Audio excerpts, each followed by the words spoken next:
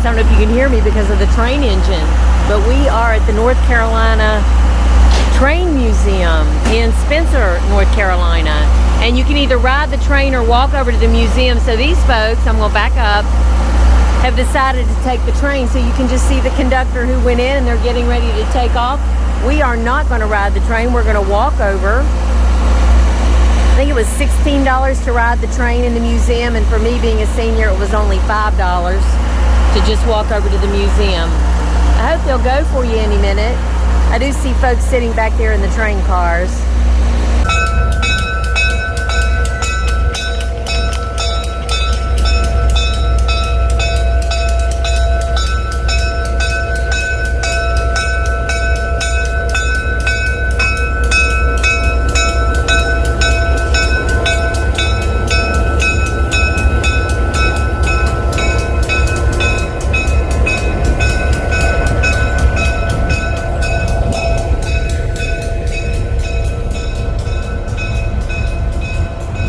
They've given me a map.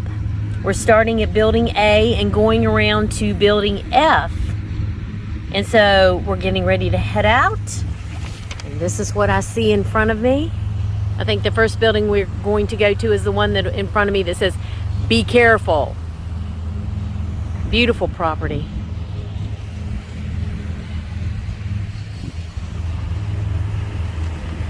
This is a Southern Railway telephone booth from back in the day. 1960s. And this is the first building that we're going to enter. The train is coming, and I'm trying to beat the train is coming, and I'm trying to beat the huge crowd that's on the train. I think this is the first building that we're going to enter. Don't you love these old steam engines? This train right here served locally. Isn't it beautiful? I hear the train. Here it comes. This is building B. I hear the train pulling up over here. So we're gonna hurry. Okay, we're in this huge building full of antique cars. I understand that Doris Duke's car is in this building. Look at that. 1935 Ford Model 48. Isn't that beautiful?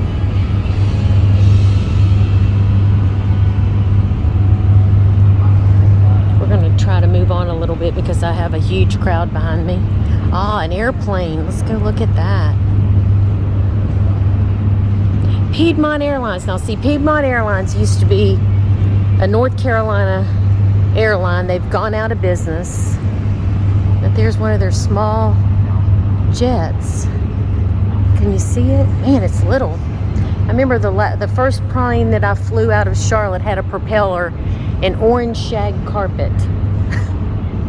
All right, over here, these are the Philadelphia Wagon Road. Look at these old wagons. They're all authentic. 1800s.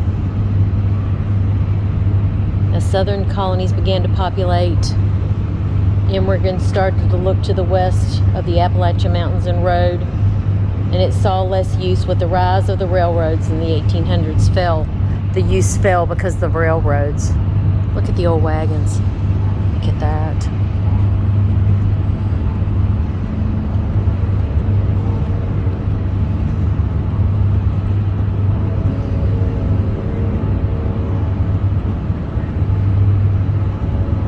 This plane is amphibious, so it could go on in air and on the water.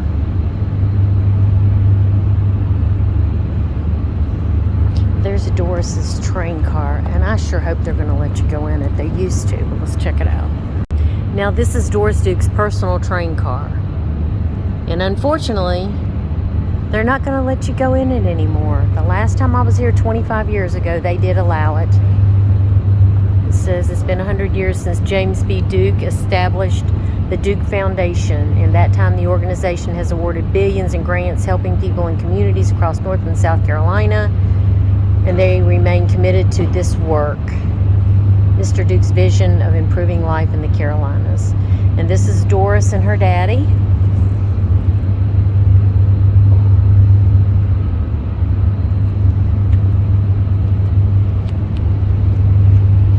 This is the Duke family. It says 100 years of the Duke endowment. But unfortunately, they're not going to let you go. And that's where Duke Power came from, was the Duke family. Unfortunately, they're not going to let you go in the train car. Man, how disappointing. I think that's a Chevy Corvair. That's definitely a Ford Mustang. 1913 Model T Speedster. That's beautiful. This is a photo of William Redden with his Model T after his high school graduation in 1948. This is his car. Look at this, the Edsel. That was Ford's son, wasn't it, Edsel? And that car bombed. But it's pretty cool. I'd love to be driving it around. Debuted in 1957. They lost $250 million in the endeavor, and I'm sure back in those days that was quite something. Studebaker, that old Studebaker. Right? The door to go out is on the other side over here. This is a 1933 Rolls Royce. And this was registered with Charles S. Rolls and F. Henry Royce were the directors. Isn't that beautiful? This is a Packard, 1935 Packard.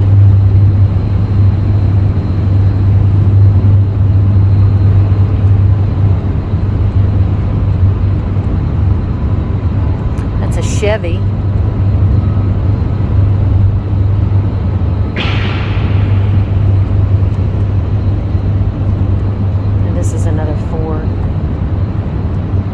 Now we're in a different area, a different building. And this is a Model R Ford, 1907. Have many of those. I'm just going to walk through and let you look. Like I said, it's only $5 to come in.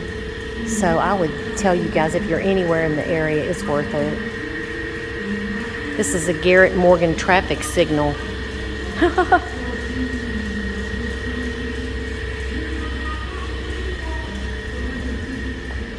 Now, I've seen these on antique not antique pickers. What is it? With Mike Wolf, which I have been there before in Nashville, his store, which he just has given up and closed. Somebody else is moving in, though. But those are quite pricey. I tell you, the old gas pumps were a work of art, weren't they? Remember the old air machine? Let's see what this says. There's a little bit newer gas pump. See, I'm more intrigued with the gas pumps than I am with the cars. It doesn't say what that is. Boy, this is pretty. Remember the old Shell station? They'd come out, they'd clean your windows, check your oil, give you gas, and give you a glass. Remember glasses? They would give you like a drinking glass. These are Lincolns. That's why they're so beautiful. Still make Lincolns today, still a luxury car. Ambassador Custom. This is the Nash. Got the old lunch counter over there. Just a picture of it. Old peanut machine outside the gas station. Oh no, excuse me. This is the Starlight Motel. Welcome. And then the old Coke machine. Over here looks like someone's garage back in the day, and they had the basketball ring up. Now these old signs are very expensive, very collectible. See the golf sign? This is a Continental. They also have a place you can take pictures. Put your face in.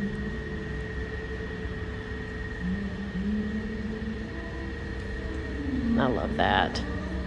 They're working on the cars. Back in the day, it was just grease and metal, but now it's just all computers. And the cars don't last, do they? They don't last long at all. This is a Plymouth.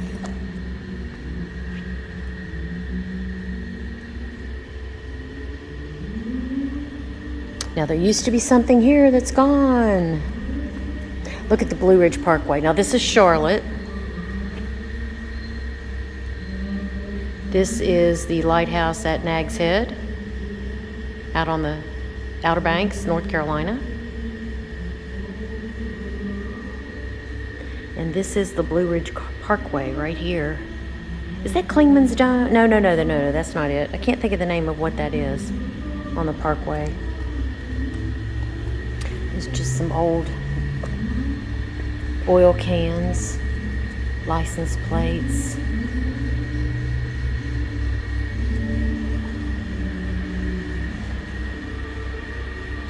Now we're going to go look at the Roundhouse. He told me it was like 125 years old and they're having to replace the roof because of its age, and that's why you can't go in it any longer. But where is the Roundhouse? Let's see if we can find it. I think we can see the outside of it. Now this is the Roundhouse that they're doing construction on. It's saying that the area is closed. That the trains would pull in here and turn around and go back the other way. Oh wow, look at this. This is actually a mechanical device. Hey! Where the trains turned around.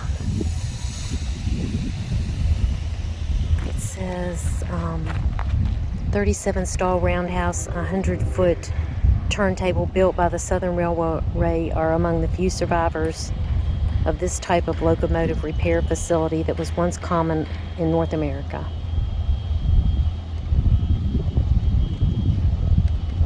While other roundhouses survive, this is among the best preserved examples of a large modern roundhouse that continues to function as a railroad shop.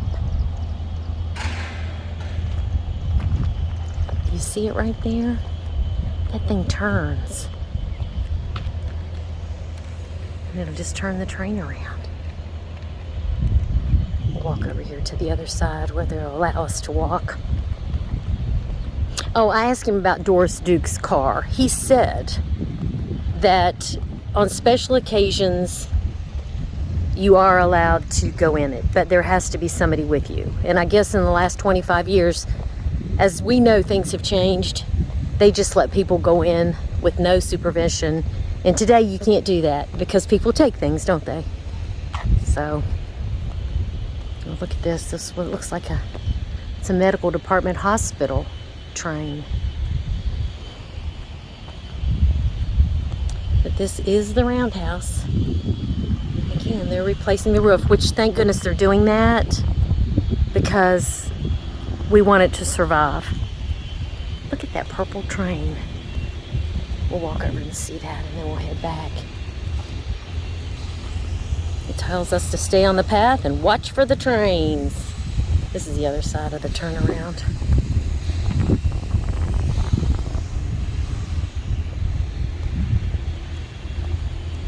This says Atlantic Coastline, Virginia, North Carolina, South Carolina, Georgia, Florida, and Alabama. So apparently, back in the day, they used that, and it looks like there's some passenger trains behind it. And oh, back here's an old caboose. Is that what they used to put, fill the trains with water? Didn't they used to have to use water for something? Not sure. This is an old caboose. Some more engines, more trains. Tons of trains here in storage. That's the Southern Crescent.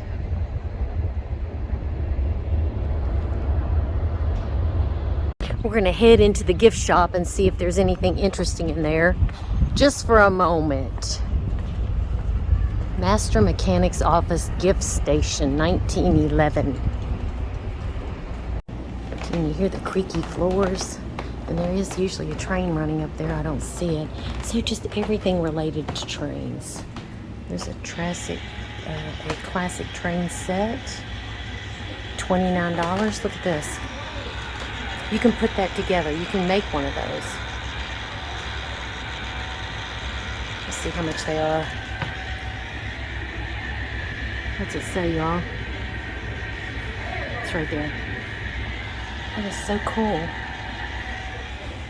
It's nice and cool in here too. It's so hot outside. It's got to be 90 degrees. You can get a train hat. Let's see. $16.99. Lost my train of thought. Well, can we relate? Oh, look at the little train outfits. Can y'all see it? Let me back up. That's not backing up, Amy. It's $66. And then they also have the little overalls. A lot of Christmas ornaments. That's $8.99. Oh, and you can buy signs and license plates. I wonder how much they are. It doesn't say. Like this Piedmont Airlines is $15.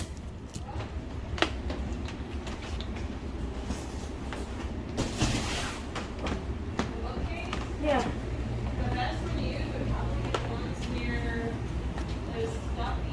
You can buy little toy roundhouses. That one is $116. It said concessions. Oh, so they do have ice cream and they do have Cokes and things like that in there if you want that. And what would it be without getting a t-shirt? North Carolina Transportation Museum, and they appeared to be $20. It's not bad.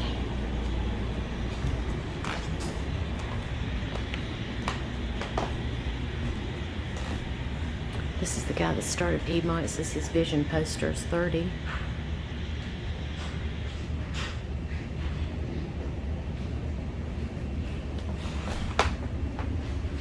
That little car is $8.95. And a bunch of stuffed animals. $14.99. I do have some Boyd's Bears to sell, and they definitely don't seem to be as popular as they used to be. I think they're collectible, but they're not worth much anymore. So, oh, this is the roundhouse. Look.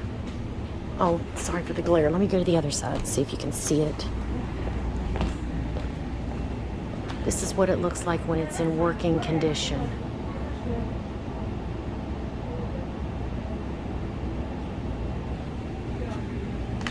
And there are train cookie cutters for $4.25. Mugs, stickers, and there is the actual ice cold. There's the desk where you want to buy things. Cash register. Okay. And this is the Norfolk and Western getting ready to take off again with another group of passengers. And I just wanted to say, I want to give glory to God because I have walked all over this place with my leg, and it's great, it's good. And again, whatever the enemy means for bad, God can turn to the good. As long as you guys stand up, trust God, and don't allow any type of doubt or worry or sickness or fear or offense or offended at somebody or unforgiveness, open the door up for the enemy, because he will come in. As Andrew Womack says, eat your lunch and pop the bag. And we're not going to allow that, right? I'll stand with you. We'll pray together, and two come together in his name, it's done. So anyway, just wanted to tell you, yay God, ha ha Satan. Very interesting. I am disappointed that we weren't able to get into Doris Duke's car. But if you want to get on the website, they will let you know when it's actually open and that you can view the inside. I remember it's very ornate, a lot of velvet curtains and things like that, as that would be back in the day, and she could afford the most luxurious items, right? Being a Duke. So I hope you enjoyed it. If you're anywhere near Charlotte or Mooresville, it's 30 minutes from Mooresville. Mooresville's north of Charlotte. But I hope you enjoyed our time here. It's worth coming. So you guys remember that God loves you. And have a blessed day till I see you again. Bye.